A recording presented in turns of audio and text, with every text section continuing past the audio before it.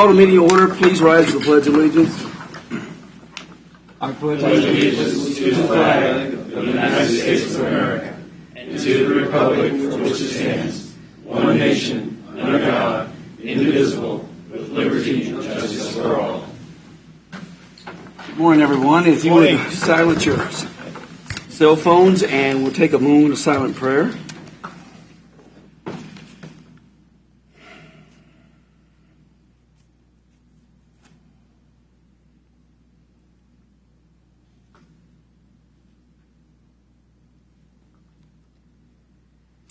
Okay, thank you. Start with roll call. Today we're going to start with Commissioner Reed. Here. Here. Hold on a second. Commissioner Culberson. Here. Oh, Commissioner Stephen. Here. Mike Smith is here. Commissioner. Here. Okay. You got me last. He's here 3 times. That's okay. You too much here. Rotate around. And welcome everybody in the audience. Public comment. I don't think I have anything on public comment, do I, Mark? Okay. That being said, then I'll move on to administrative business. Mark, did you have anything? No, sir. Commissioners, do y'all have anything on the administrative business? I just have one thing.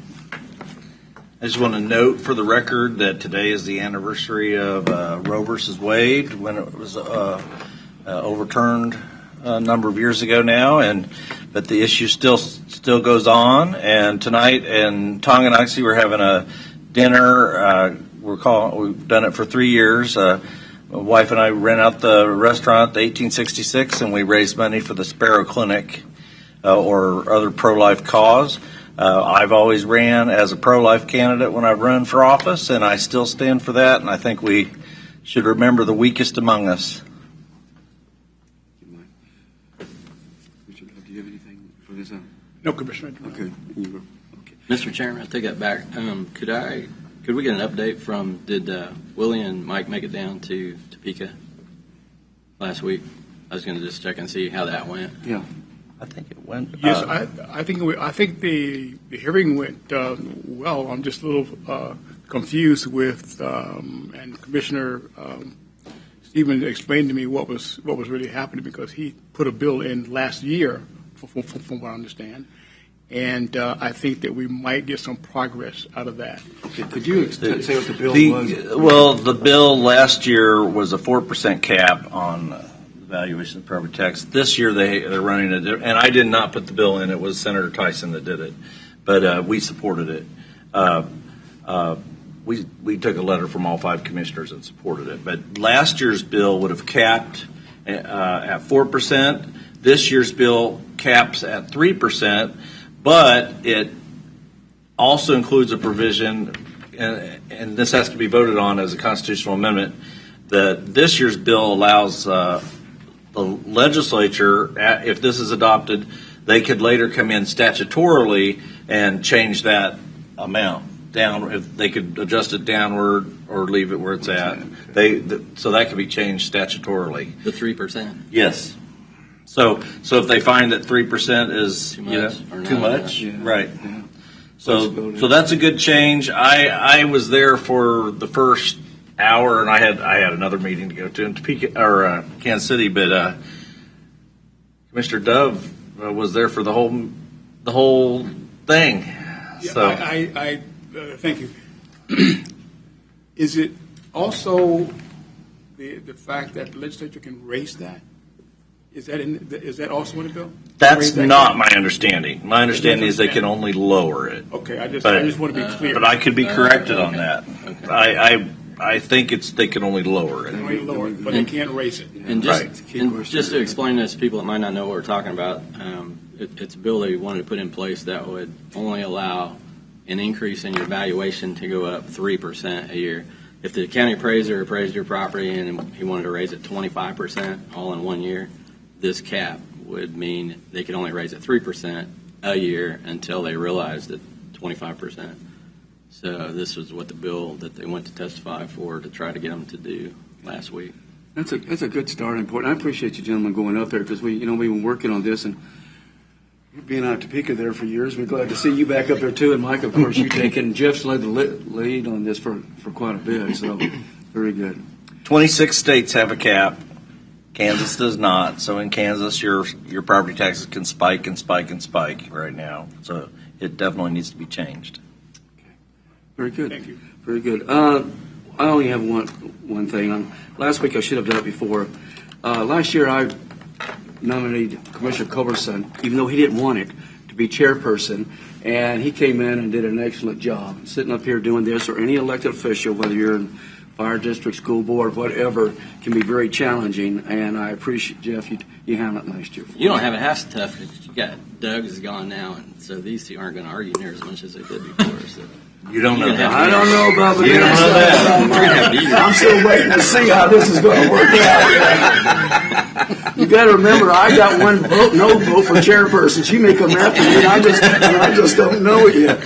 Anyway, I wanted to share that with you. I appreciate that. We really appreciate you doing that, Jeff. I appreciate the opportunity. Yes, Mike. I do one other thing that I think we need to kind of, since we're getting started, a number of times we've had issues where there's been township board appointments that have ended up not reaching us up here, and it comes down to like the last day, and we find out, oh, there's a township board appointment where we haven't really had time. I know the last one that came up, I called the gentleman the day of in the truck on the way here. I called him because I hadn't found out about it till very late in the process.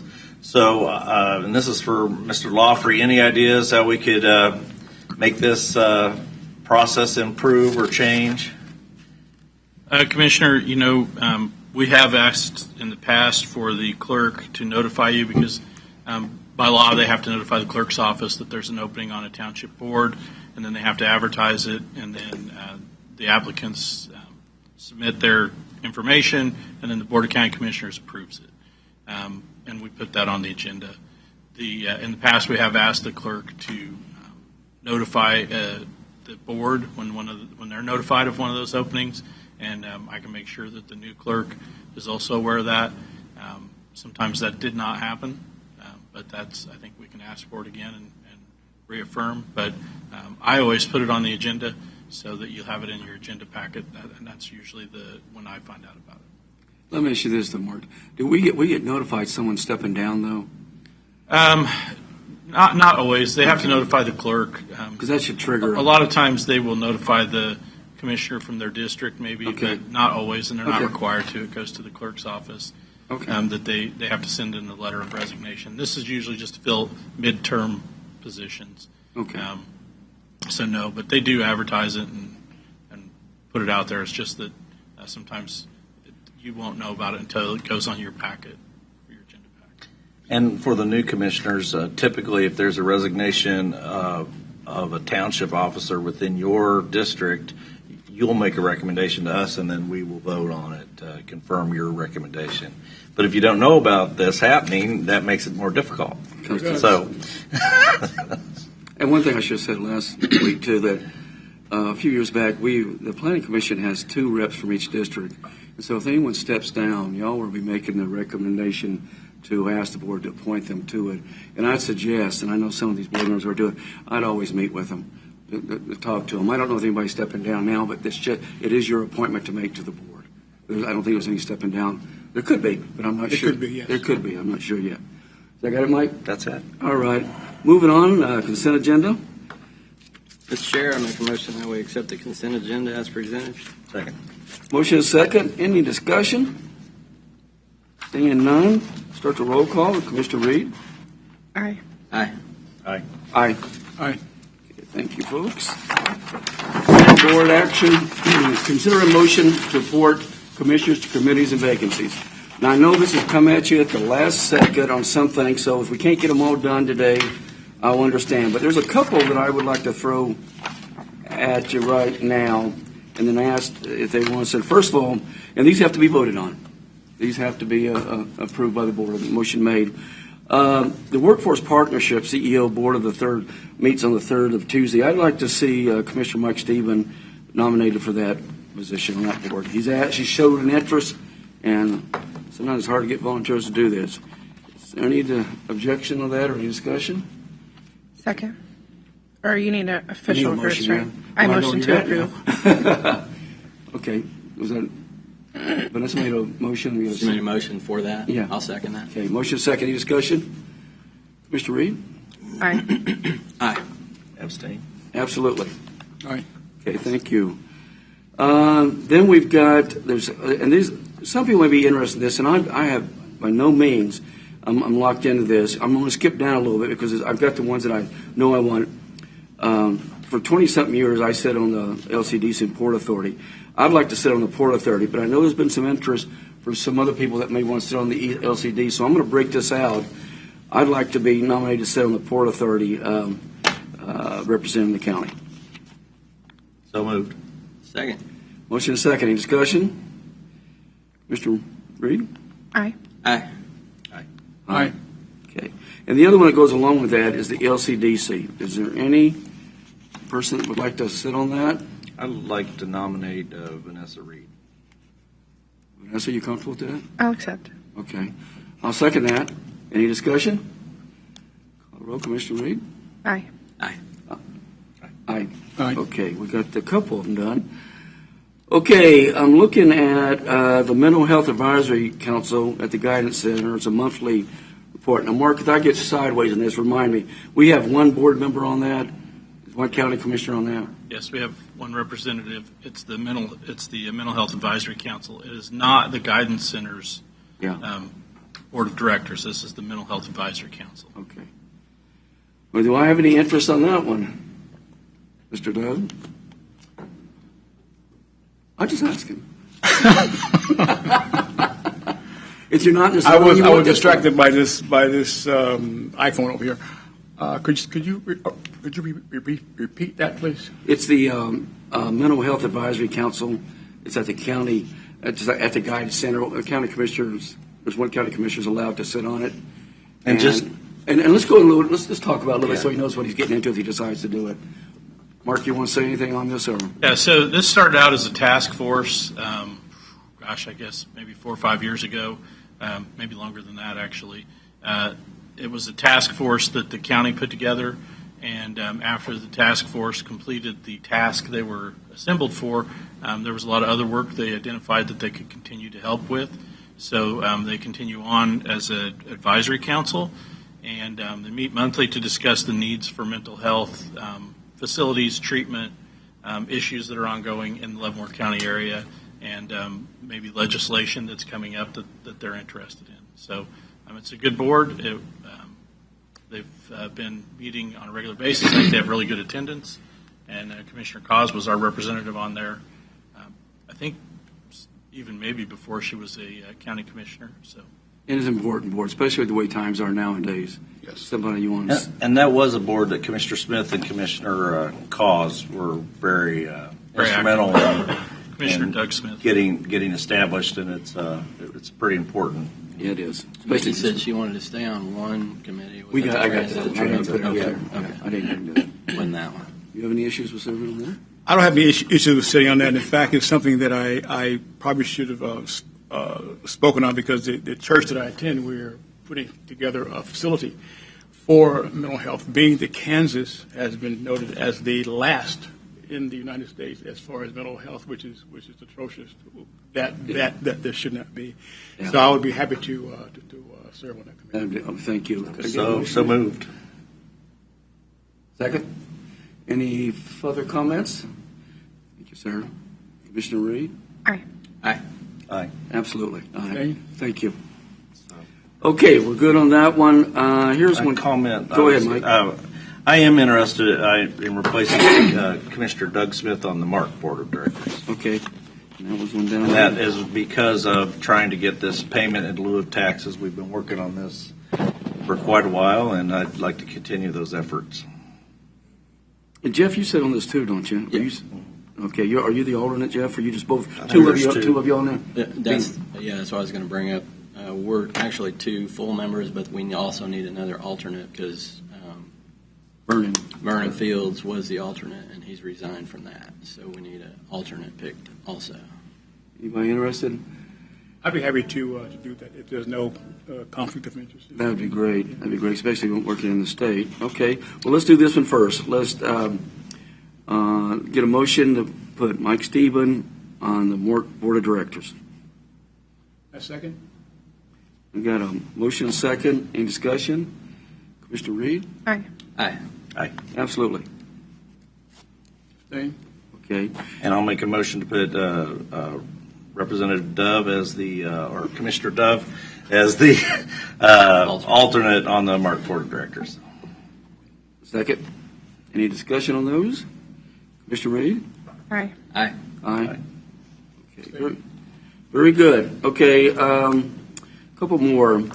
This one, I've sat in on this a couple times, but I'm just not as familiar with it. So I'm going to ask Mark to talk a little bit about it before we go anything. This is called kneecap.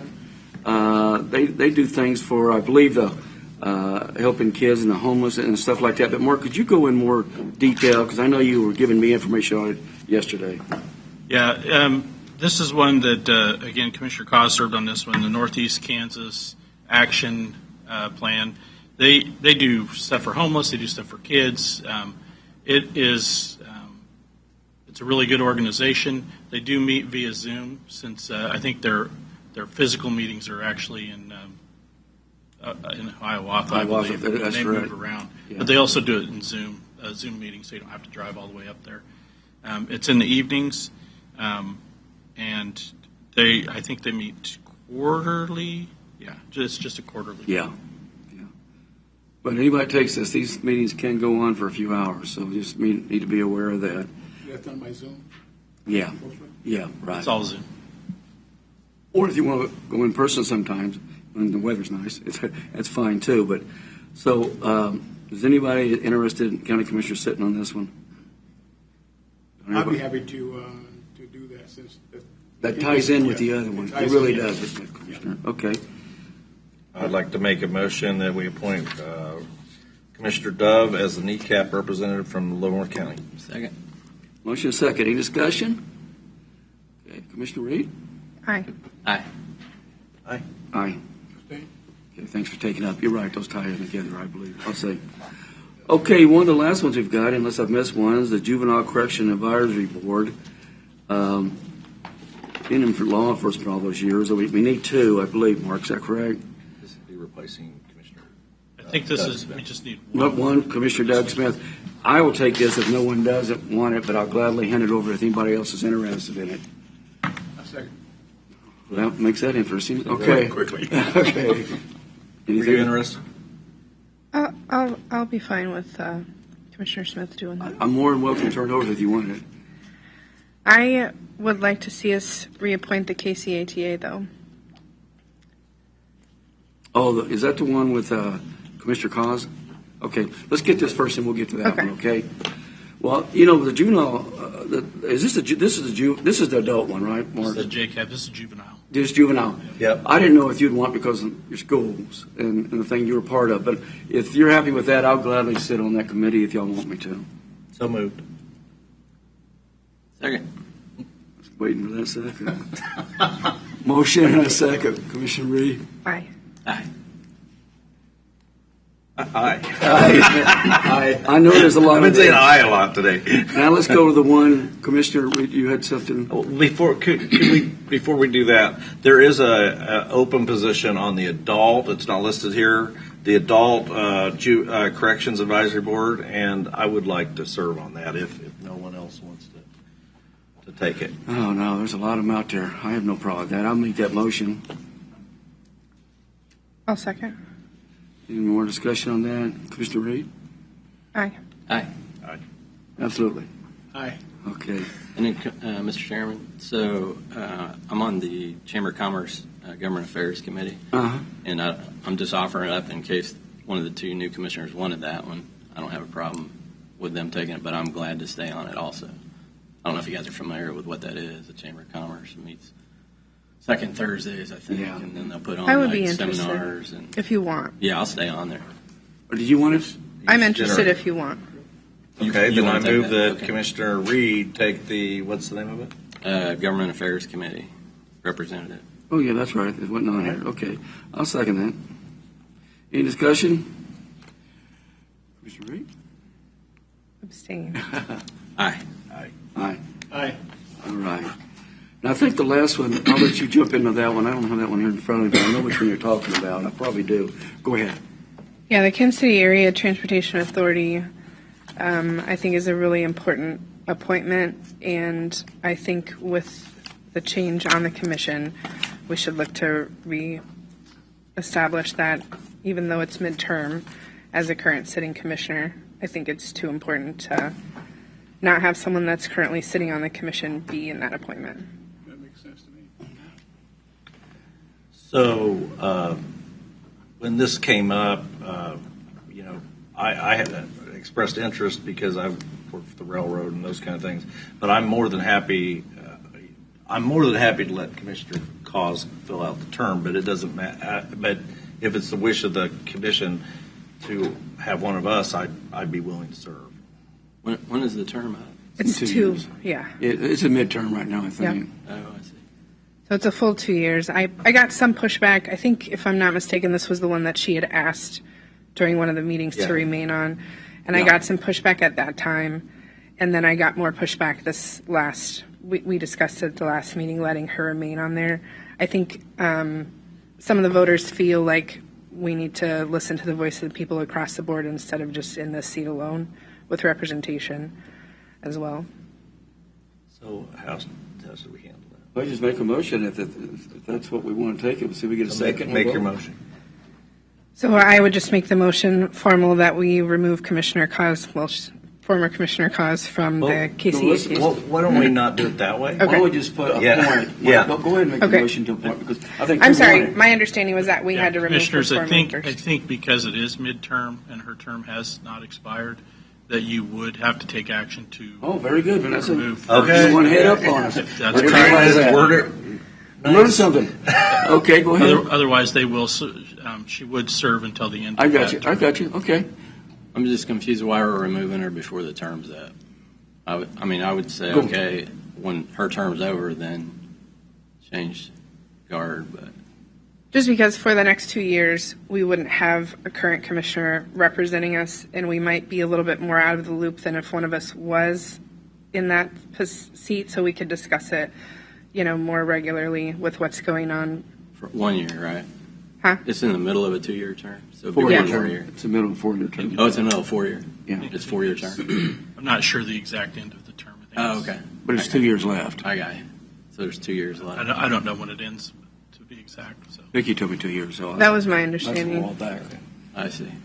That's a long time, 2 years to have someone on the commission that's not in there giving us feedback and information on it. I respect the past commissioner's wish to serve. However, I think it would be better suited the individuals in the county if that was someone on the commission. Is that And Commissioner Dove, you make a point, because when I took over, when I first came on and Jeff put me as chairperson my first day on this county commission, I get blamed. I changed a couple people that were not county commissioners because I wanted exactly the same thing that you're saying. You chained a couple people? Well, chained them and changed them. Well, I needed to after they came after me, but there was a couple, they were friends, but I felt that this is a county commission point, and the best way to keep the communication, which we get in trouble sometimes because we don't talk enough, is to have somebody appointed that comes from the elected field up here. And I would rely on Commissioner Stephen to give us good and consistent feedback with that appointment. So I guess You want- do your motion. Do your motion first. So the formal motion that I understand has to be made is to remove Vicky Cause from the current seat on KCATA. second? Motion is second. Any further discussion? Commissioner Reed? Aye. Abstain.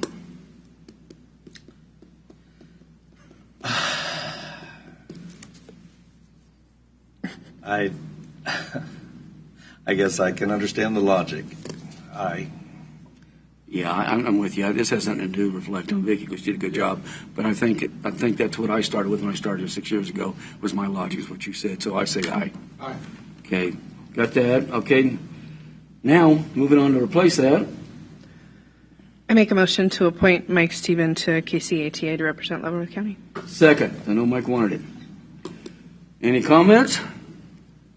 Mr. Reed? Aye. Abstain. Abstain? Absolutely, yes. Okay. Aye. Okay. All right, that's all I have. Now, before you, No, I'm I'm going to withdraw from the workforce because now I'm on too many committees now. So if we can have one of the other commissioners do the workforce, if that's okay, because I can only be at so many committees. We're the voting part. We can do whatever we do.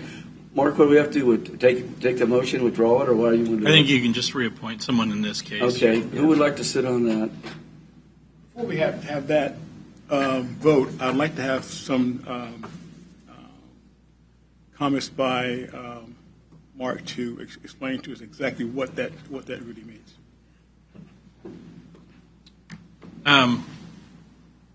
Commissioners, this position, they meet and they talk about like the workforce in the metropolitan area. So they talk about what unemployment is, what the employment trends are, what local government can do to assist, and how with employment practices and direction.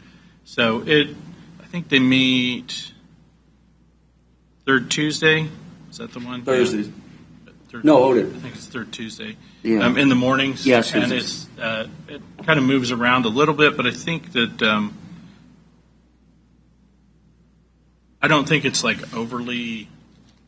I don't think it takes a lot of time away from the meeting. I think most of the stuff is done in the committee and then moving on.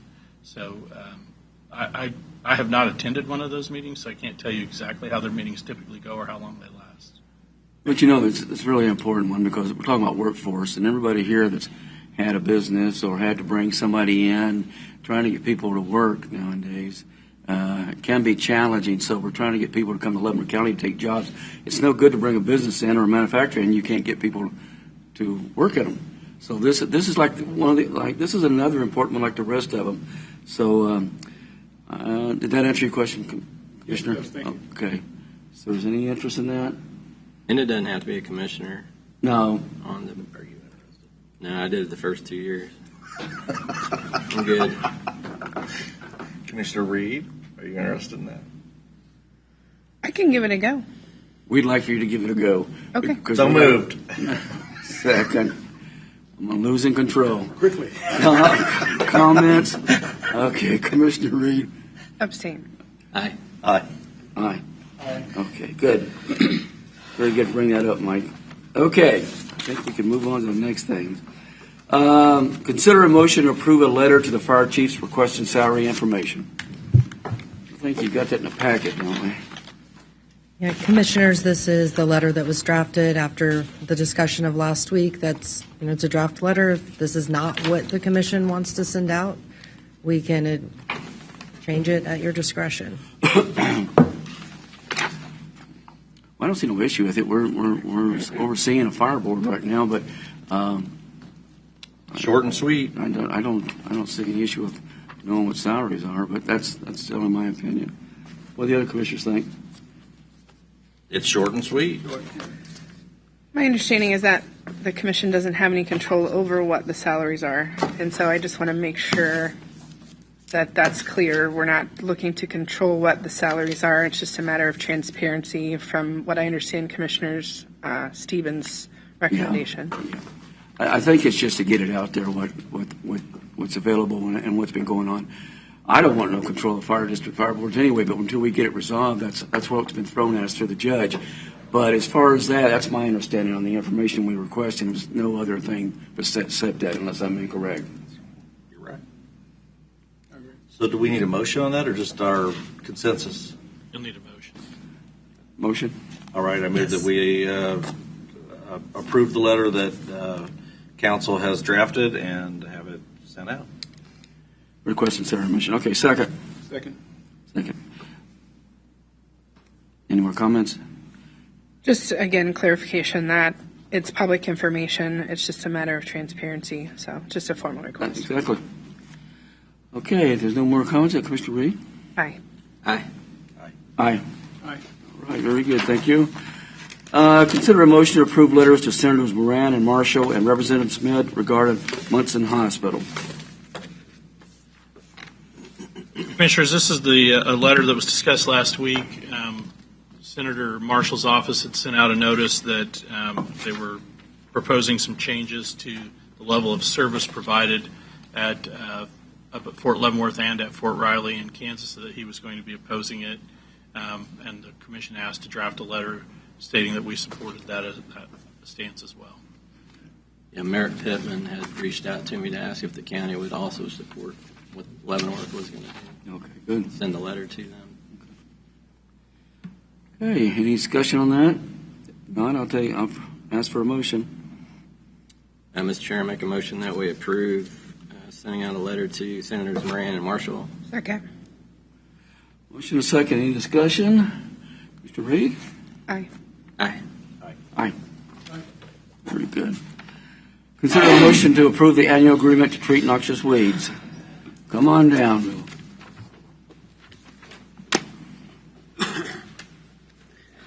Commissioners, today for your consideration is the approval of the annual county agreement to treat noxious weed with KDOT. With the approval, the state and the county do enter into this agreement. The county increased the cost from 2022 to 2023 by a pretty substantial amount, almost 25%.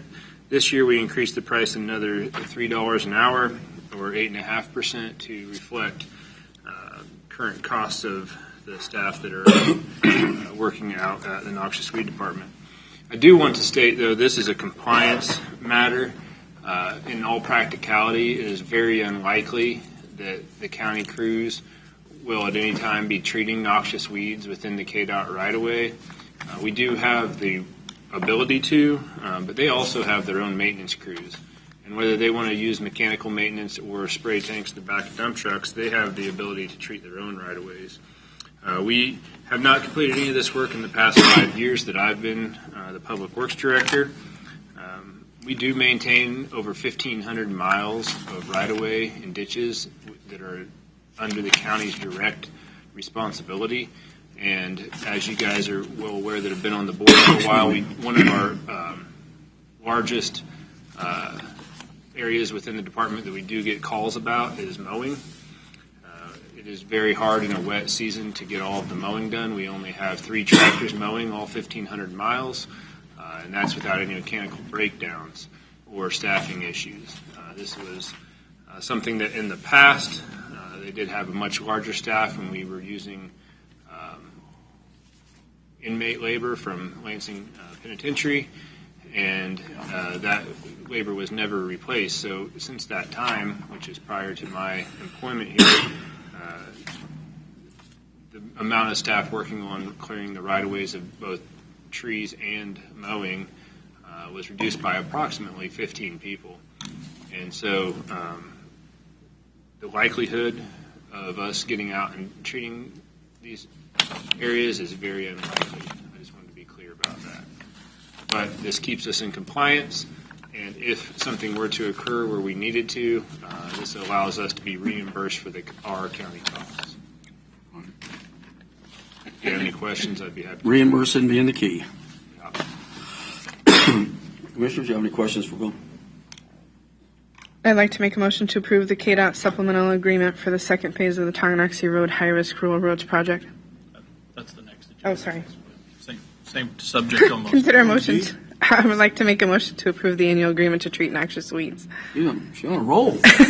Second. Okay, second. Motion and a second.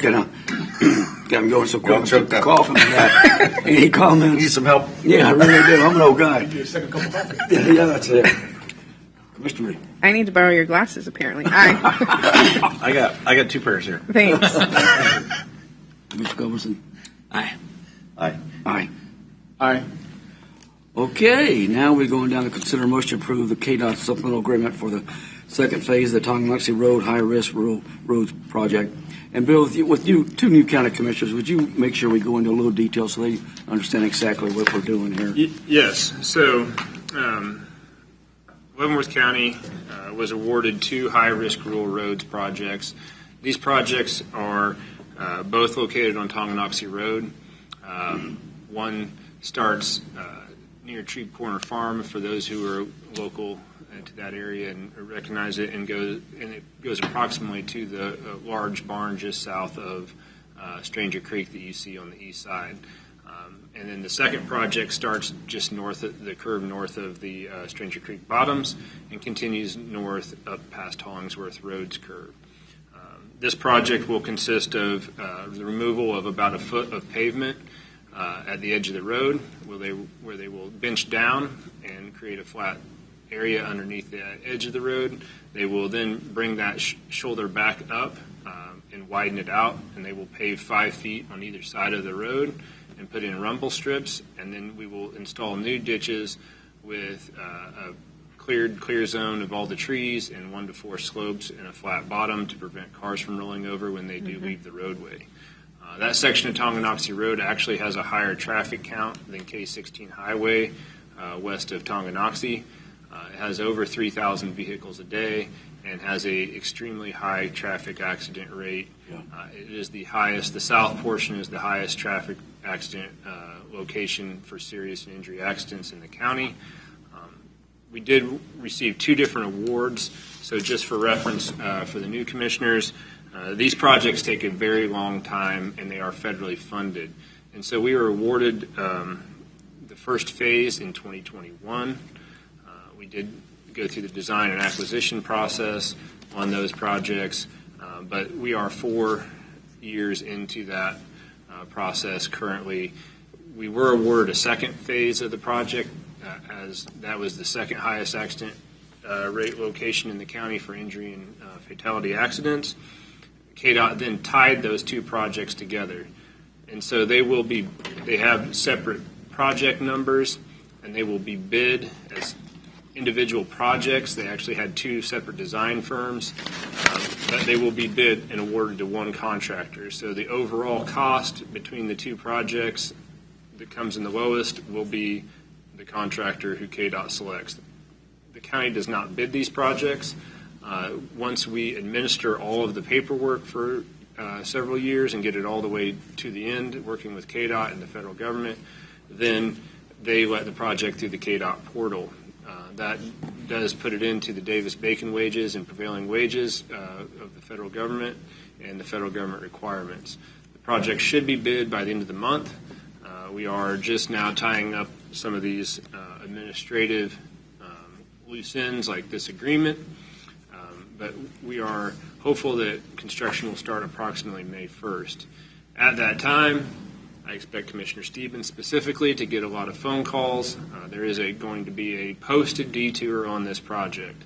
Some projects we do not post detours because of the liability of directing traffic from a hard surface roadway to a gravel roadway and the unlikely nature of a person to take a extra long detour to avoid maybe a couple miles of gravel. But this one has a hard surface detour that will take folks west and back south on 219th Street, and so we will not have that issue. We did receive a lot of concerns from the residents on Mitchell Road, but Mitchell Road will have a hard closure during the project, and no traffic will be allowed east or west during the duration of the project on Mitchell Road. Those residents will have to exit their location going east or west and not be able to get to Tonganoxie Road. One advantage of this project, though, is emergency services. Because the road is not going to be closed for a long duration as far as the full road width, it will have edge drop-offs. There will be one culvert that's being replaced that will cut the entire roadway length. But for the duration of the majority of the project, probably other than 1 week, we will still be able to use the roadway for emergency services personnel and ambulances. And so while that is a good thing, that also creates a safety concern because the road is going to be there and local traffic will still need to use that road. And we do get a lot of people who try to come through the work zones when that is the situation, and it becomes a very dangerous one that we generally have to have the sheriff's department sit out there and pull a few people over and stop some of that traffic. So the project, it was a 90% funded project. The county was responsible for 10%. On the first agreement, it included design and construction engineering inspection. The county was responsible for the acquisition of the property. On the second phase, it included design and construction. The county was responsible for acquisition and construction engineering. KDOT, because they have changed their rules over the years due to inflation, at the time of the award of the project, it was awarded for the second phase was $1,151,000 was their 90% projected cost. This agreement caps that, and so if it comes in, if the bids come in and that ends up being 85% funded, this agreement caps that funding at that specific amount that was announced as part of the grant. The first phase of the project being older and having seen way more inflation, KDOT was willing to work with us, and they are still funding it at a percentage-based criteria, so it is funded at 90%. All of the billing and inspection time and all of the work done on the project is going to have to be tracked separately from one phase to the other phase with the single contractor, which makes it way more difficult, but it is to the advantage of the county because it keeps Tonganoxie Road and the construction and the safety improvements down to one single closure instead of having it closed one season, reopened, and then closed another season. So it was a major advantage for the county. Total funding on the project is going to be about $2.6 million of KDOT financial funding, and then the county is going to be contributing the remaining amount. The county is going to be approving how much? So this agreement is to cap the funding instead of the original 90%. This is to cap it at the award amount on the second phase at $1,151,000. And this is the last thing that I know of that needs to be done before this project is bid, hopefully on January 30th to be released. The project hasn't been bid yet, so we're not 100% sure. That 1.1 million may be enough to keep it at 90-10, but if it goes over, then we're responsible for the overage, and Bill, you'll bring that back to us if that happens. Actually, KDOT awards the project. But, I mean, you'll let us know what that amount is. Yeah, I will notify the board, and I'll notify you of what that amount is. We've actually already paid KDOT the projected 10%, and they will reimburse us if it's less, or we will owe them additional money if it's more. But you have to put, as part of the first agreement, we had to actually provide that funding in advance of the project. So it's my understanding that this is a bid project. It is, yeah, KDOT is bidding the project. Okay, all right. Even Thank though you. it's a local project. I appreciate that explanation. I've heard individuals in the past say that some things were not bidded out, and that's one of the, I guess, the functions that we should make absolutely sure that those things are bidded out. Absolutely. Okay, so Yeah, you can rest assured we will bid everything. Yep.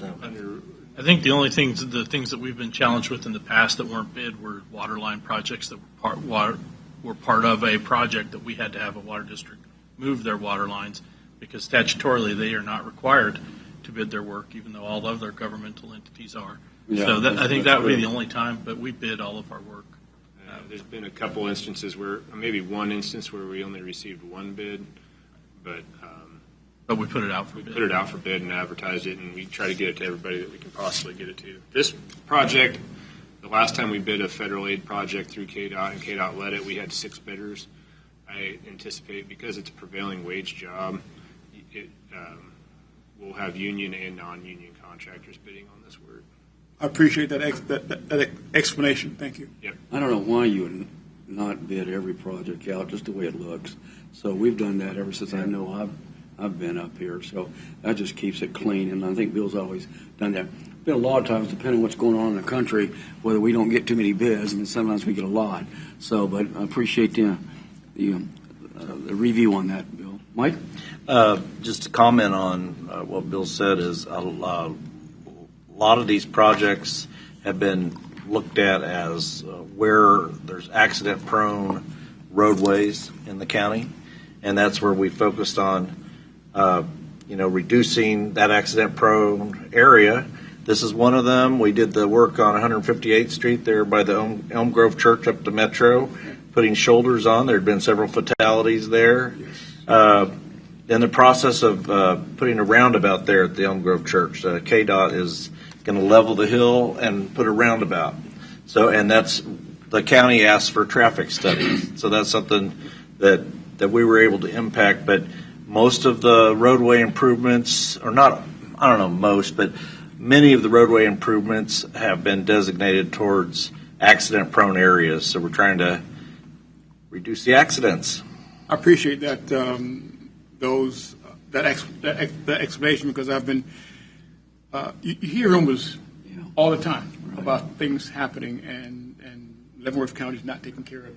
Yeah. Well, that helps me, especially at the intersection where I was a witness to an accident that happened right there in front of me. So, Wow. thank you very much. I appreciate that. I also like to make sure that, I'm sure the county commissioners know, public works, since Bill's taken over, we've done, I don't know, 60, 80, 100 million. He came on about, I think, the same time I did, million in grants. And that is money that we don't have to ask anybody to pay for except the government to come back. So when you're talking 80 million, 100 million, or 60, whatever the project is, it's being well spent. And I appreciate you staying on top of this, Bill. Is there any other comments before Vanessa makes this motion? I just want to thank Bill for, again, for your Because you'd like to, Commissioner. You need a second. Now I'm gonna That's what the try. young people I make a motion to approve the KDOT supplemental agreement for the second phase of the Tonganoxie Road High-Risk Rural Roads project. A second. Motion second. Any more discussion? Commissioner Reed? Aye. Aye. Absolutely. Aye. Okay. That ends the formal board action. We'll go into presentations. On this, thank you, Bill. Yeah, thank you. On this, we've first one up is Building and Grounds Quarterly Report. Welcome, Aaron. Good morning, Commissioners. As we're starting off 2025, we'll end with our fourth quarter reports on buildings and grounds. If you go through this, first and foremost, one that most likely you guys will discuss is the courthouse repairs. The RFP was released. We had 12 companies walk through. We had one bidder actually bid, and we let the roof bid to Delta. Delta is scheduled to start 1/27, weather permitting, on the courthouse roof.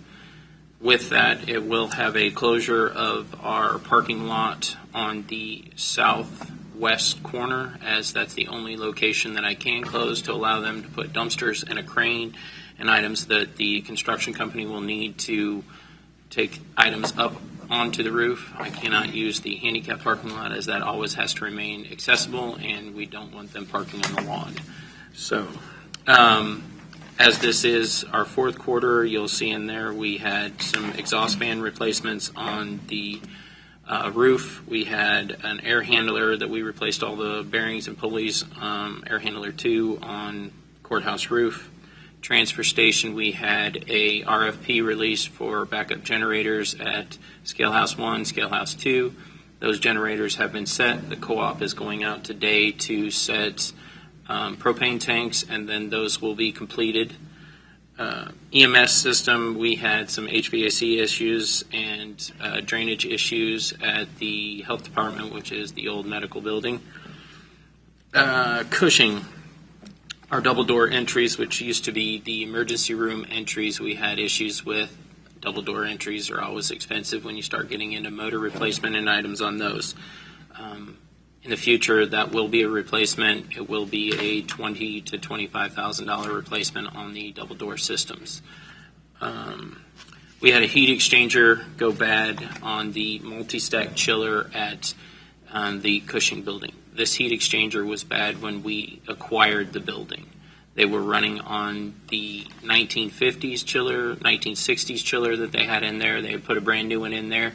They didn't use it for the first year. Then they ran it after it ran out of warranty, and it had a bad heat exchanger. Oh. Since then, we have acquired the heat exchanger, and we are working to replace that heat exchanger on the multi-stack unit to bring that up so that we have a redundant system at Cushing so that we don't ever have issues with air conditioning over there. The Justice Center, we had a heat exchanger over there, which is an obsolete heat exchanger when you switch over to a new boiler system. Since that heat exchanger went bad, the plates on the heat exchanger has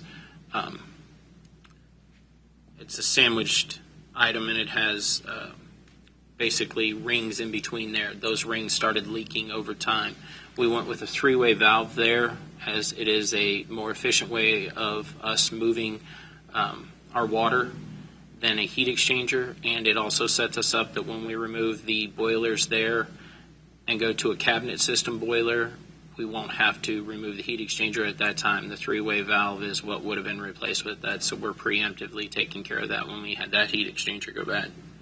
Sallyport, all of our concrete repairs over there have been repaired. That is a repair. It is not a replacement. That replacement will happen someday.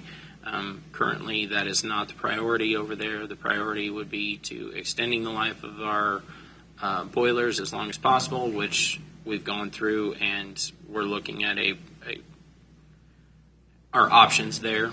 But that has held up through the weather, so we're happy with how my staff took care of replacing concrete down there.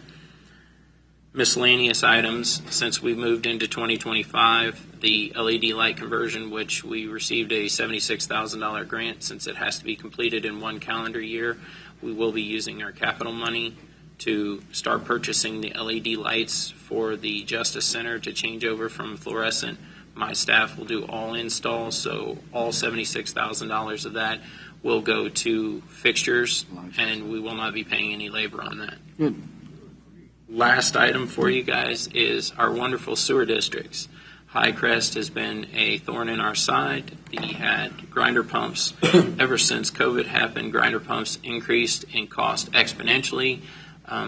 This calendar year, when we start to set up budgets, I will have to look at the special assessment that goes towards each sewer district. Those are paid by each sewer district, any repairs and costs, and we will have to reevaluate the special assessment, especially to Highcrest, with the cost of grinders going up exponentially since 2021. We have not raised rates since I've been here. Let me just refresh my memory. When the sewer districts, which I'm hoping, I know we're trying to get out of that business, but are they enterprise? Are they set up, Mark, to take care of themselves? They can only use the money if they put into it, and the county doesn't put money towards that. Yeah, so the sewer districts are a special benefit district. They're not an enterprise fund, but the county is not allowed to transfer general revenues into them. They have to fund themselves. So they're funded via the annual assessment that the county puts on there. And since these grinder pumps, there are probably a lot of them reaching their end of life. And since the prices went up, the fee that we charge for these is going to have to go up as well. And I would expect that will bring in some people we handle that during the budget process. So it will require a public hearing. We have to notify the people in those districts that it's coming.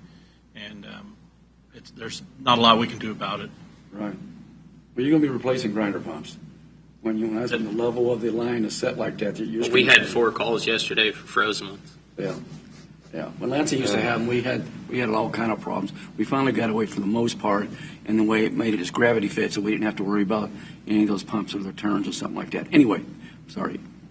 Anything else for Aaron? Aaron, was that your report? That was. Any commissioners? Questions, comments? Any comments or questions for him? Question on the courthouse. Sure, sir. We're evaluating, we're doing the roof, but you're doing an evaluation of the entire courthouse, correct? Correct, sir. Including the columns? Correct, sir. Trainer will give you, Trainer will be in next week. They're presenting to you phase 2, which is the stonework on the outside. They'll give you a immediate, which is the ledge and the water table and those items that we've had issues with, but they'll also project out areas that they recommend to have replaced. When they come next week on 129, they're going to present you with 3 options with cost estimates for those options and whether they are historically accurate or they are not, which meaning qualify for tax credits.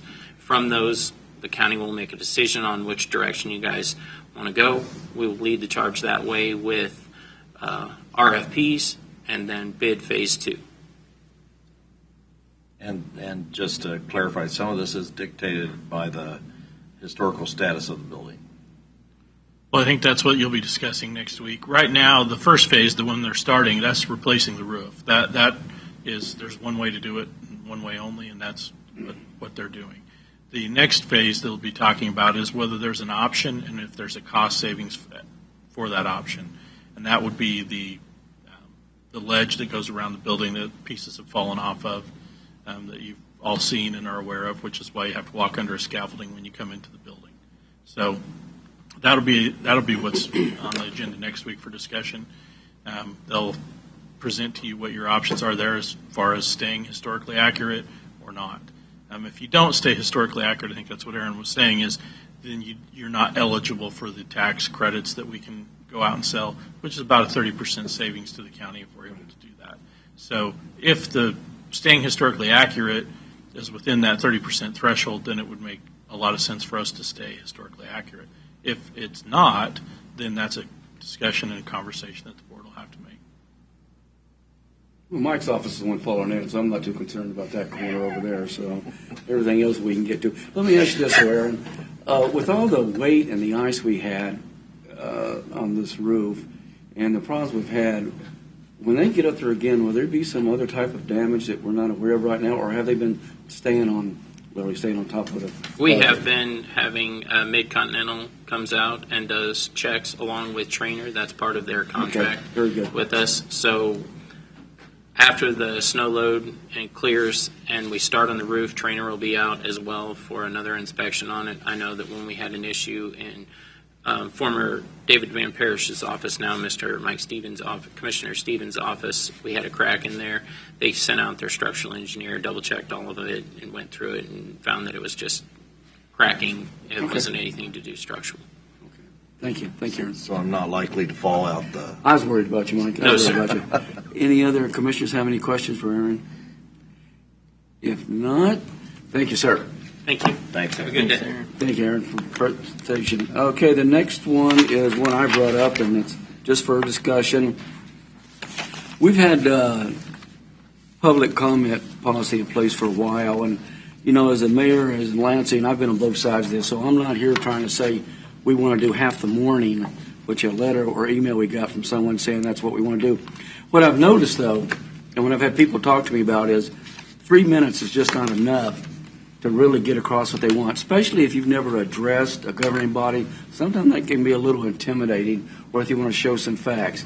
So I had asked that we consider doing it to 5 minutes, and then at the most, right now, let me go back. Right now, you got 15 minutes at the max at 3, so you go 5 times 3, so 5 people can speak. I was just wanting to go around the commissioners and ask that. I'd like to see them do at least 4 or 5 minutes so they can make sure they get what they need to say to us, and maybe make it 20 minutes instead of the 15 so we can get at least 4. We're not going to have that much of a crowd except for the people who want to come in and want to chat like that. But I really feel strongly about we're elected to hear what these folks have to say. And sometimes this is the only opportunity they really get to come in front of the entire board, because everyone knows that county commissioners, only 2 of us can talk about the same thing and not 3 or any more than that. So I was wanting to have a discussion, and whatever y'all decide is fine with me. But I was wanting to have a discussion and make that either 4 or 5 minutes. And with that, I'll turn it over for discussion. I support 5 minutes. I think that's something that should be done, because the voters really don't get the opportunity to come before the commission and explain what their concerns are. And so I respect that, and I'm in total agreement that they should be allowed an opportunity. And if they need more time, The chair will direct it. exactly. The chair, and Jeff was good about that last year.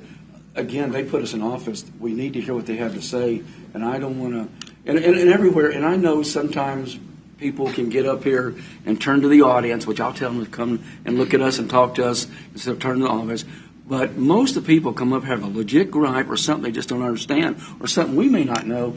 And when they speak to us and give us the graphs and stuff like that, it gives us a better idea of what's going on. I am not in favor of having all morning long people come up and speak on an issue. I think you do have to have a timetable.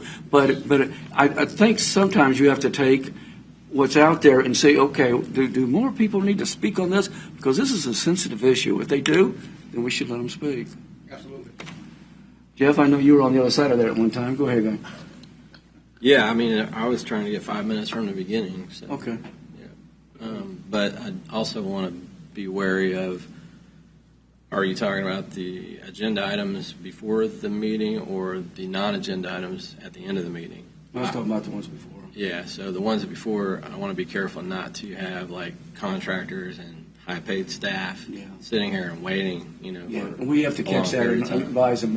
We'll talk about that. And that's where they have that talk. So going 10 more minutes from 15 to Yeah. 25 total and allowing 5 minutes per person, I don't have a problem with that at all. And then at the end, if you wanted to extend, Yeah. are you extending both of them or just the Now, the one at the end agenda usually item? hasn't been an issue, but at the same time, when you're the chair, you should be able to, looking at y'all, to be able to tell if somebody needs more time to speak on an issue.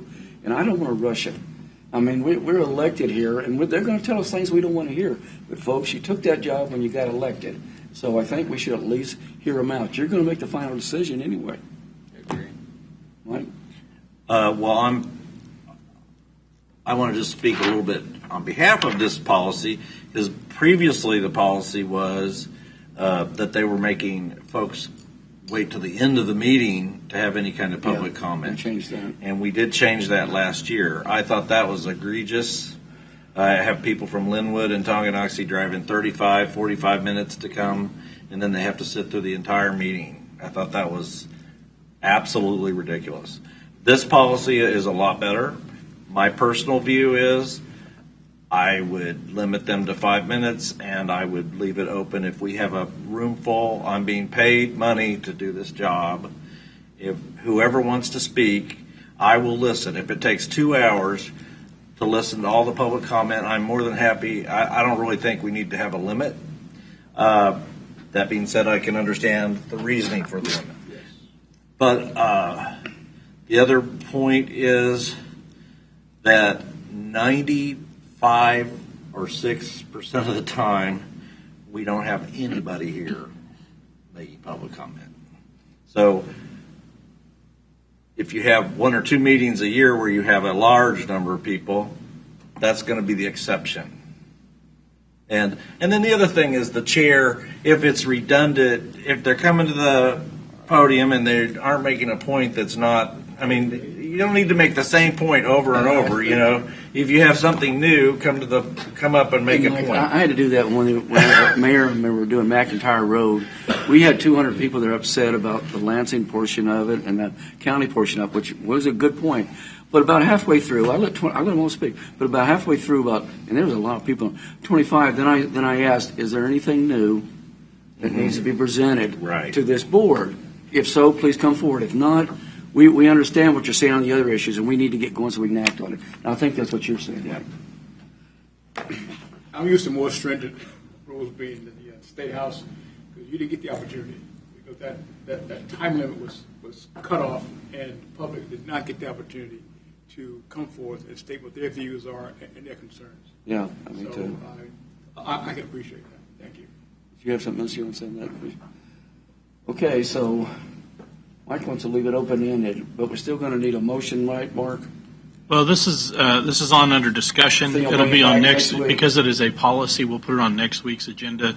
The way I understand it right now, the consensus was that we would move it to 5 minutes at the beginning of the meeting. Each person would have up to 5 minutes instead of the 3 minutes, and that we would expand it from a 15-minute limit to a 25-minute at the beginning of the meeting. At the end of the meeting, it is still unlimited, as it has been for years. But there is a limit of 5 minutes per person also at the end of the meeting. Yeah, because we added that to it. But at the same time, the chair should be responsible enough. If we need to go a little longer, we go longer. Well, Commissioners, as I remind you often, these policies are your policies. I know. There is no ramification for violating your own policies. So if you decide you would like for the meetings to go longer, you certainly can allow that to happen. You sound like an attorney. Don't we thank you. He's sitting by an attorney. That's right. Okay, is everybody okay with that? Yeah, and I'm sure you noticed that I usually let people go over. Well, the that's what I 3 said minutes. last time. Or people didn't sign up, you came in. I think that's the way we should do business. And like I said, I don't have a problem doing the end one unlimited time, Yeah. but the beginning one, we got other people to consider. And we can control that. Yeah. We should be able to. Is everybody in consensus on that? Okay, Mark, you'll bring I it will have back? that on next week's agenda. Okay. Thank you, folks, for listening to that. The next one is the discuss quarterly board meetings. Did we Commissioners, this was from last week. There was discussion about having night meetings or having meetings in remote locations other than the courthouse. And so I put this on the agenda for you all to discuss today. If you want to make changes, adjustments to your normal schedule, you can do that, and then we will prepare the necessary documentation for you. Mr. Chairman? Yes. I just want to inquire again. I think we made this inquiry last week, but the law, as far as where the seat of government is for Leavenworth County, is Leavenworth itself. But we're allowed to do special meetings at locations other than the county seat? And yes, Commissioner, you can have meetings elsewhere. You just need to make sure that you are notifying them. And in an ideal world, you would be at a location where you'd be able to continue with the policy of making sure the meeting is live streamed.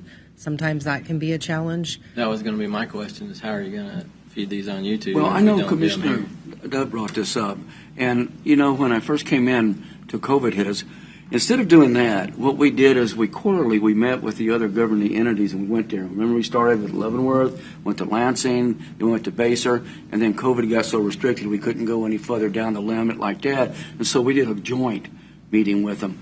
The issues we've had is, first of all, we always try something again. Maybe it didn't work the first time, but maybe it'll work the second time. But staff and overtime, and I know shouldn't be the main concern, but making sure that we can get it out to the public so they can see it. So it doesn't bother me which way we go. I like the morning meetings because people know it's said and they know what to expect. But the evening meetings we had a few years ago were with the other entities. I don't know if that's where you were going, if that was a compromise or what you were thinking. Commissioner, but I'll let you speak on that. I don't mind a compromise on that in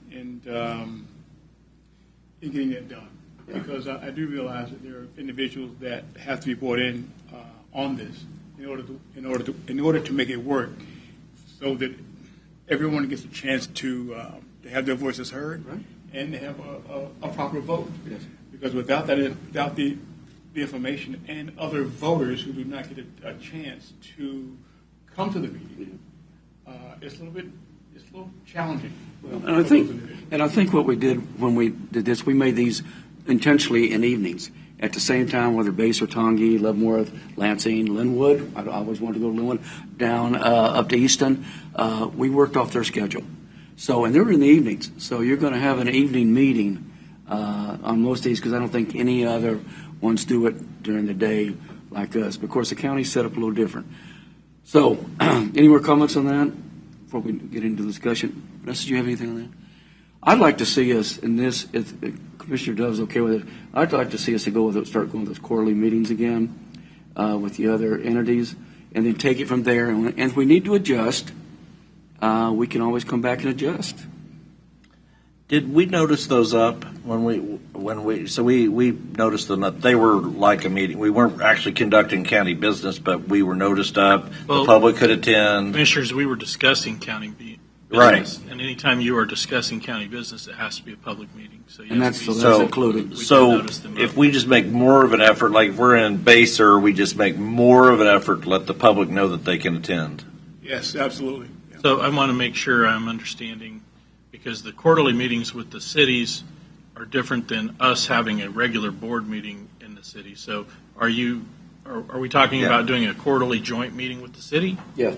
Just kind of rotating different cities like we did before. And so we would ask the cities if they would have time to meet with us as a joint meeting. Yeah. Okay. Like we had done before. And they all do. Yeah. And again, doesn't work. But Commissioner Dove brings up a point, but if it says we can tweak this, and I know you don't like that word, but we can tweak this if it doesn't work out where we should, and we can go a stronger stance, or we can back off it. But in any event, with other tax entities, I just think it's a good time to sit down and talk to them, and let's see where they're going and see where we're going. I mean, we need to talk about property tax and about how we can help each other, and schools and the way they do financing. It's an educational for a lot of people, too. One thing about doing it this way is, I know Commissioner Culberson had said when they went to evening meetings, they didn't have very much attendance. If we do it this way, we know we got at least the city council is with us. And those folks are drafts, so they'll at least show up. yeah. Is everybody okay with that? So, Commissioners, then which entities did you want to make it a point to meet with? Well- Because we've met with, and it's been years, so we can start the process over however you'd like to do it, but we made it to Leavenworth, we made it to Lansing, made it to Basehor, made it to Tonganoxie. I want to say Tonganoxie is the last group that we actually met with in a joint format. Yeah. Do you want to start back over, or do you want to Well, go I with think Glenwood too, and this East? is something I need to ask Jeff and ask Mike. Jeff, what do you think, Easton? Well, that's what I was going to try to have to figure out later, because Easton and Linwood don't YouTube their meetings. And then you're not going to include DeSoto or Bonner Springs, I'm assuming, Yeah. even though their city limits are in. Well, let's do this Yeah. then. Let's do this last time, if it's all right with commissioners. Let's start with Leavenworth like we did before, and we'll come down the line. I'll give you the opportunity for Easton, and it'll give Mike you with Linwood to see if there's anything we can include them in on.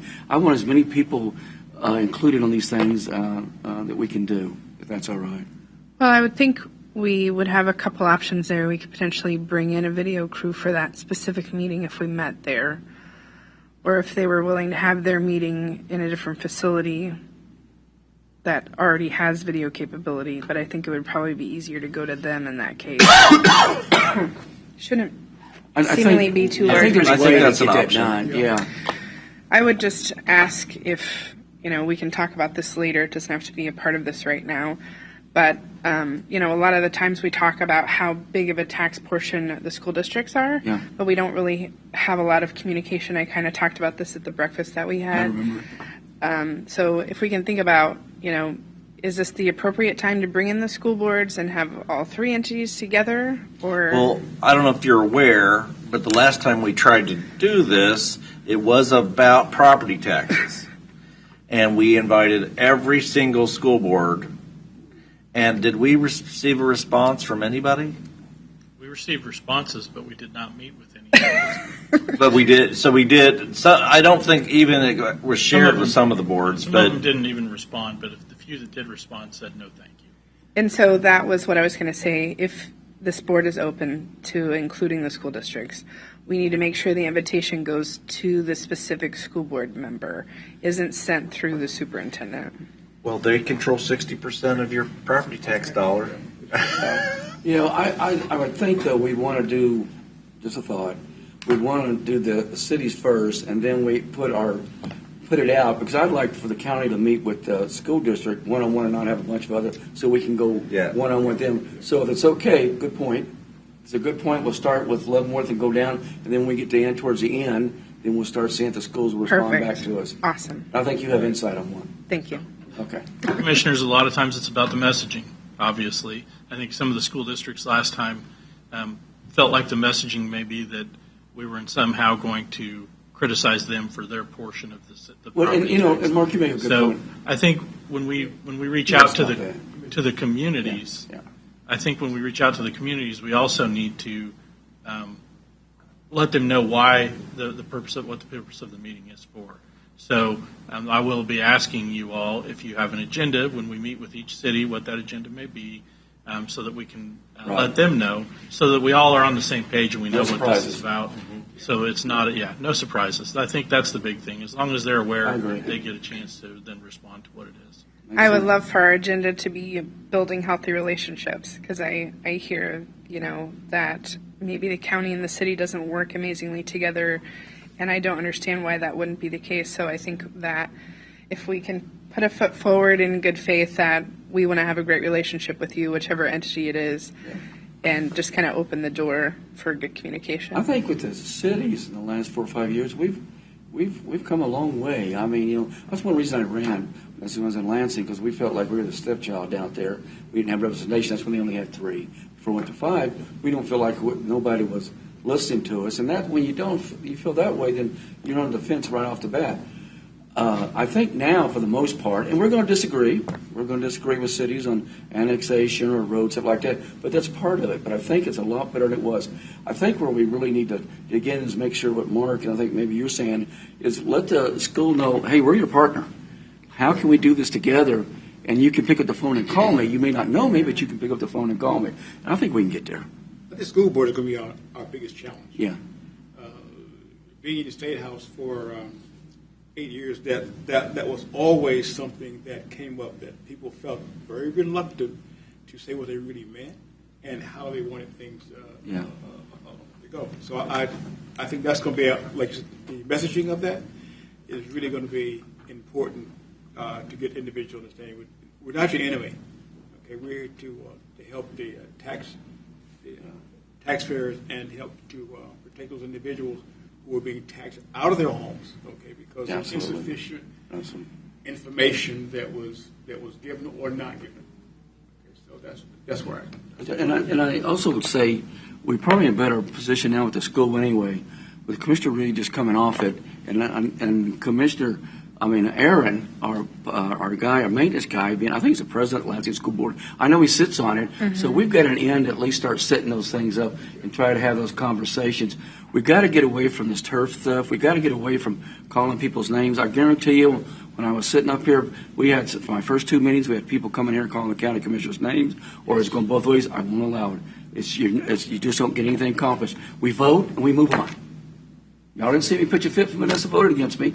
I'll talk to her later about it. But I didn't see me pitch a fit. This is that's what you're supposed to do, and then you move on to the next issue. So is everybody good with we start setting those up? Clear as mud. Okay. I like Mike.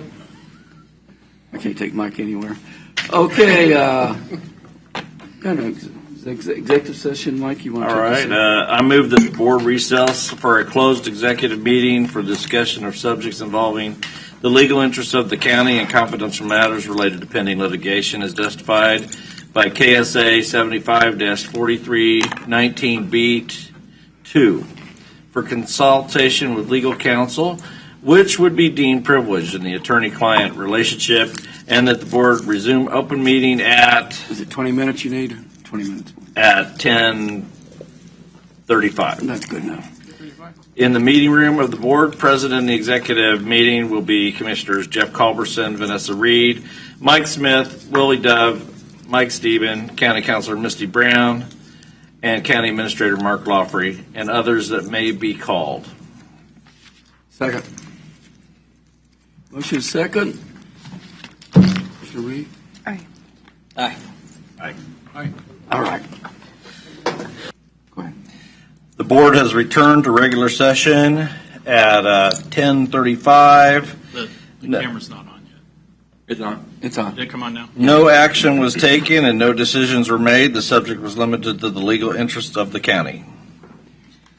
Mr. Chairman, I move that the board recess for a closed executive meeting for the discussion of subjects involving the legal interests of the county and matters related to litigation as justified by KSA 75-4319B for consultation with legal counsel, which could be deemed privileged in the attorney-client relationship, and that the board resume open meeting at 11 a.m. in the meeting room of the board. Present in the executive session will be Commissioners Jeff Culberson, Vanessa Reed, Mike Smith, Willie Dove, Mike Steben, County Councilor Misty Brown, County Administrator Mark Lawfrey, and others that may be called. Second. Got a motion and a second. Aye. Aye. Aye. Okay, the board has returned to regular session at 11 o'clock. No action was taken. No decisions were made. The subject was limited to the legal interests of the county. Thank you, Mike. Okay, next item is the presentations. This is where we ask any county commissioners that have anything else to say about meetings, anything like that. I'll start again with Mr. Reed. You have anything? I was just going to thank Sally Melton for the letter that she sent to the county sheriff's office talking about Citizens Academy. Yep, and so if anyone's interested in being a part of Citizens Academy, make sure to reach out to the sheriff's department. It's well written. I had it. You took my thunder. You're exactly right. Anything else? Okay. I don't have anything this week. I just wondered if the commissioners want to have we had letters from the other group of commissioners on the property tax cap, a couple other issues. Wonder if we want to update those letters and Sure. send those to the legislature. And the last thing was we did declare Leavenworth County to be a sanctuary county, the last commission. I wonder if we wanted to update that declaration in the future. We don't have to. No, we didn't declare. Say what? We would. We are a non-sanctuary You said county. Okay. I was going to say, wait a minute. I better clarify that. Are you We wanting had to a become resolution. sanctuary county? Let me move over there. So to clarify my remarks, It's a long day, we Mike. declared that Leavenworth County is a non-sanctuary county with the other board of commissioners.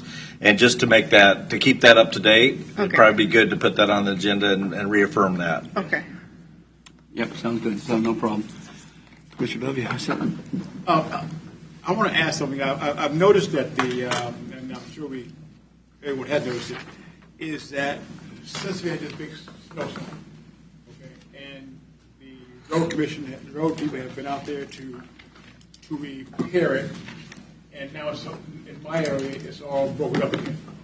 So are we using inferior material to get this done, or where are we on that? Commissioner, this is a conversation that we have nearly every year, unless we have a good year, which this year's not going to be one. Our road department, we're not using an inferior product. We're using a product very similar. And I don't know, when you say breakup, are you talking about a chip seal road or a gravel road or? Gravel road. Yeah. So. No, I'm sorry. It's a chip seal road. It's a chip seal road. So the roads, obviously this time of year, you can't really come out and do anything with the chip seal road as far as resealing it. They can fill in the potholes with rock, but they can't come out until the spring when the weather warms up to come out and actually fix something like that. But we have a policy in place on snow removal. They get out and do the snow removal. And then as allowed, they will get out and deal with, on gravel roads specifically, that's where we have most of our problems. With the freeze and thaw cycle, the road will fall apart. And they'll come out and put new gravel down, but it's the same gravel. It's the same product we've been using for years. It wouldn't be inferior. There are times where we get better rock from the quarries than other times, but it's still rock that meets the specifications. It just depends on the time of year and what's available sometimes. Right now, we pull a lot of our rock out of our own quarry. So when we do that, we know what we're getting, but we have to go buy it somewhere. Sometimes, like I said, it's not that it doesn't meet the specs. It's just sometimes it's got less dirt in it or fines in it than other times. But as far as repairing, they'll get to it as soon as they can. When people have issues, we encourage them to contact the shop, the Public Works Department, and let them know that they're seeing issues, because while our guys are out there often, they're not out there every day like you are. So if you want to share that with them, they'll go back and take a look at it and make sure that it's taken care of. Yeah, that was my intention, was to go to the road department and ask them what kind of material they're using, and is there any confidence in looking at some other material in making that work? Because it just seems to be a constant problem almost every single year that we have inclement weather that's causing Especially these development. to happen. Commissioner, I'd also suggest, and maybe you've already done it, I'd also suggest when I came on, I visited the other departments. Thank you. I'd go to get with Bill, who's downstairs, and go out to Public Works and meet those 50 people and let them show you how to do stuff. We're always open for any way that we know we can do better. So things like this, I guarantee you, when it warms up next week, even the paved streets are going to start falling apart. You're going to have to watch your front end, or you're going to be down at her husband's shop trying to get your front end fixed because of the weather. But especially when you got the gravel and the chip seal. Chip seal to me is one of the worst because that's exactly what it is. And there's different types of chip seal. But I would suggest that you talk to Bill. Just let him show you what he does and how he does it. Ignorance on my part is a very big part of this, and being a novice at this, I'm very concerned about it. I'm speaking partly from individuals that come to me and say, well, why don't you do something about this? Yeah. Well, you can't do anything about it unless you know what it really is. But and when we discuss this each year, I try to talk about we need to make sure we have realistic expectations, and it's tough when you're not familiar with it. That there are certain times of year that we can fix things, and certain times we can't. Like the chip seal roads specifically, they're thinner than a regular asphalt road, and so they're the first ones that do fall apart because they have water underneath them, and then they start expanding, contracting, and once it starts, it is hard to get it stopped. Yeah. And certain chip seal roads, and here's this challenge that you will get very familiar with because you will get a lot of phone calls about it. we don't maintain every chip seal road. So if somebody came in and paid to have a road chip sealed, it's on them to maintain it as far as paying for the maintenance on it. We'll come out and do the maintenance, but the people have to pay for it. If it's connected to existing paved roads, then it gets on our maintenance cycle, and we go out and we maintain it from there. So I'm not familiar with the exact area you're talking about. Bill would have that on a map. He could go over that with you if you'd like. Yeah. But yeah, our crews try to get out and take care of that stuff as soon as they can. And if there's something that there's still an issue, like I said, reach out, let them know. Reach out to me, pass it on to me. I can let them know too. Thank you, because that shortens our conversation I wanted to have with you later. Thank you. Just a comment on that. When I first got elected commissioner, I was getting lots and lots and lots of road calls. And I sort of made my protocol now is my first question out of my mouth when somebody calls me about a road is, have you called the county shop? So try to keep it like a chain of command. Yes. And then once they've called the county shop and worked on getting it resolved that direction, then you can call the county commissioner. But for me to get the call and then go trace it back down, it's not as efficient. I've asked people if you got a problem, please put it in writing to me. I'm the Yeah. same way. They put it in writing so that I'll have something to Yeah, go by. absolutely. It takes away Yep. a lot of wasted time. That's the way I have to work too. But that county shop can resolve like over They're good. 50% of the issues. Yeah, they're good. And Commissioner Smith, you brought up of something that I've been thinking about is to going to the departments. Yeah. And let them know that I'm really concerned about this, and I'd like to probably stop some rumors or some things from happening that really should not happen. Absolutely. Absolutely. The funny thing is I had those meetings scheduled for myself when we got the snowstorm, so I'm in the process of rescheduling them. There you go. So rescheduling? Yeah, but they're worth it. They're worth it because that's one of the things I did when I came up to. City and county is totally different, just like I'm sure school and state's totally different. One more thing. He just keeps. I just got one more thing. The railroad, when we have a particularly beneficial activity that's happened or a stressful event, like the most difficult winter storm we've had in how many years, we'll do something special for our folks. And I would suggest like the railroad does like a feed for the Public Works Department, possibly. Is that something that we can think about? Well, Commissioner, that's not something we've done in the past. We don't typically have county-sponsored meals. When we do those things, usually somebody in the staff or in the commission or an elected official will sponsor it, like you've seen the Well, barbecues. Commissioner Dove would love to sponsor that. You've seen the barbecues we've had here at the courthouse. Those are usually paid for. Those are I shouldn't good. say usually. Those are paid for by at either a staff level or a commission level. It's just not something we've done. We don't. It's not a policy and it's not a practice that we spend county taxpayer dollars on that kind of thing. Well, it's just that we've had the largest winter storm event in memory, certainly, and the folks out there did a tremendous job. And I guess just to let them know that we really appreciate it, and whatever, I'd be willing to chip in for pizza or something for the folks out there, but whatever we can do. But I think we need to let them know, especially that they did a great job during the storm. Not just pizza, give them an Italian meal. Give them a meal for that. With meatballs. On him. Mike Smith cooks great chili. You said it. But just so you don't put peppers in it, ghost peppers. Mark, should I plan those visits through your office to go through the? You certainly can. We can organize those for you, or if Yeah. you want to reach out to them directly, you can do that as well. It's Either or? whatever's convenient for you, sir. I think Bill sounds if it's planned out, not by me, because my plans are terrible. is to go through your office so Sure. that it's done properly. Absolutely. Would you please? Can do that. Thank you. Mike, you can't say anything else. I've only got two things. I want to thank Commissioner Reed and I attended the LCDC annual meeting, though I had to leave a little early. Really packed. And I know we got some commissioners going to Government Day today. Y'all heading. You go easy on them now. You going? Yeah, especially you.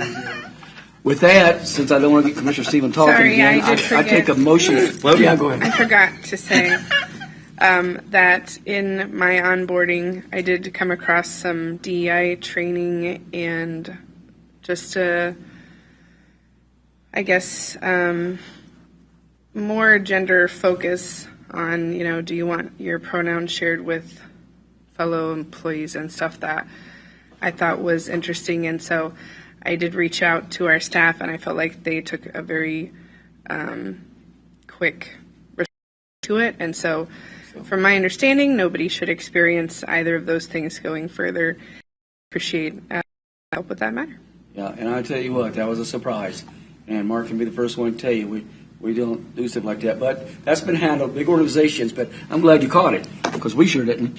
Okay. One remark on that. Yes, I am going to remark on that because President Trump released a executive order dealing with DEI, and I think it would be good to take a look at that executive order and see if we can formulate a policy on DEI for the county. Take a motion to adjourn. Motion second, Commissioner Ready? Aye. Aye. Aye. We are done. Thank you, everybody.